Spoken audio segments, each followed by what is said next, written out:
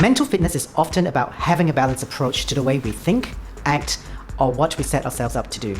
We speak with Jakki Govan, Chief Fund Officer of Clockwise Consulting, to understand how to set ourselves up to be mentally fit. So what does mental fitness mean to you? Okay, mental fitness means that you can pretty well handle anything when it comes to work and business. And hopefully that mental fitness in work and business helps you handle perhaps some of the ups and downs in your personal life as well. We've definitely been through a lot of ups and downs the past few months and also facing a lot of uncertainty. So for someone who is going into a leadership position or if one is in a leadership position at the moment, who wants some form of mental fitness setup, what are some of your suggestions?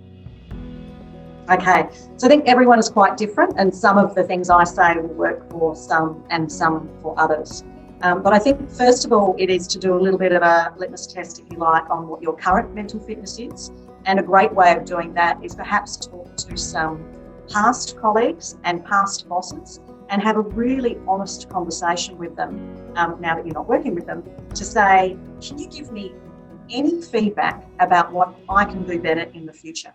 And sometimes that natural 360 degrees feedback can help you know at what stage you're at.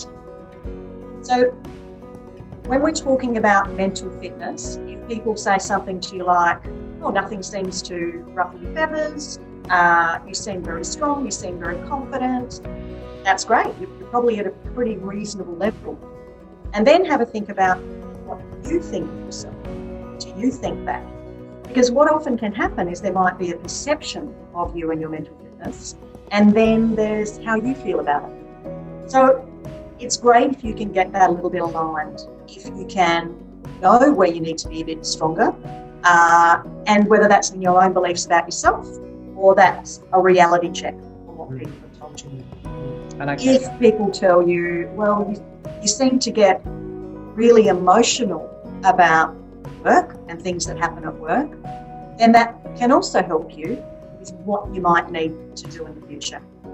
So how does one who is, going into a leadership role or in a current leadership role set up for mental fitness amongst all these chaos and uncertainty within our industry?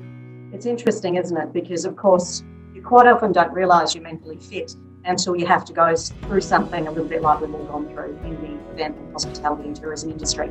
And then you look back and you try and establish how you became so strong or mentally fit. And it's a little bit like physical fitness in many ways, of which I've been terrible at most of my life. But I look back now and go, if you've had a reasonably strong upbringing and your experience with bosses throughout your life has helped you become mentally fit, then you of course will become a mentally fit leader. And I think understanding that is pretty important.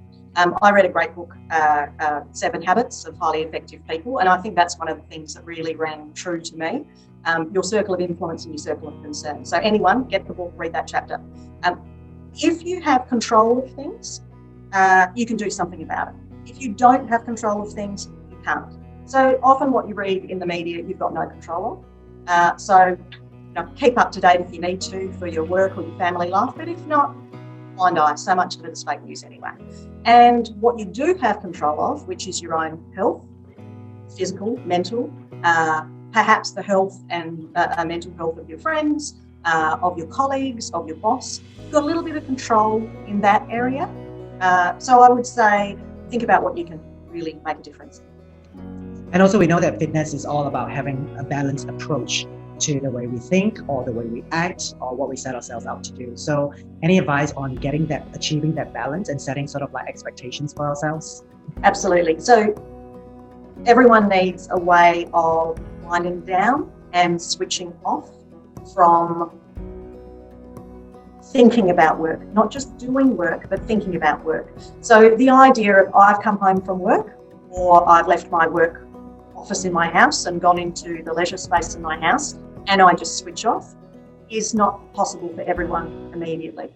It's very different to when someone might have been working on a factory floor or in a restaurant and then they come home and they're no longer doing that task. When you're on the road to leadership, you're thinking about work a lot. And that's okay. Work-life balance doesn't necessarily mean to be switch on, switch off, but you need to give yourself a break. And whether that give yourself a break is having a glass of wine, doing yoga, going for a run, baking a cake, whatever it is, you do need to be able to switch some of those thoughts off. Jakki, we spent a few moments earlier talking about not overthinking things, trusting the gut feel. Can you tell us a little bit more about that thought process? Yeah, sure. So we all have 24 hours in the day.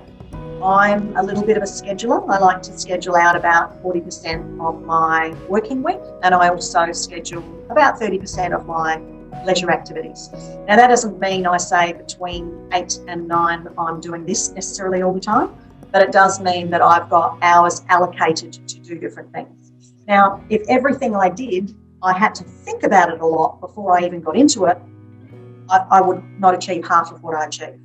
So one of the things I learned from a boss about 20 years ago or so was to go with your gut instinct, because it's not brain surgery.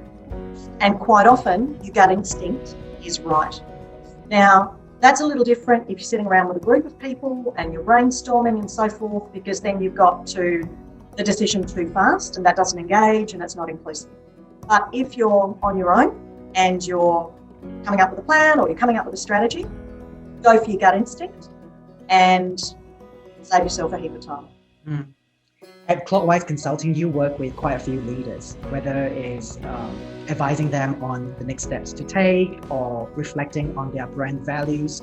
What are some of the things that you have learned in terms of pathing towards illusion of success that we need to define right now in order to create that future?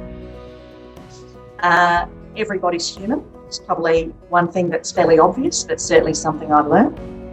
Most people have real issues with time management. Most people are too hard on themselves. And there's a bunch of other things I've learned.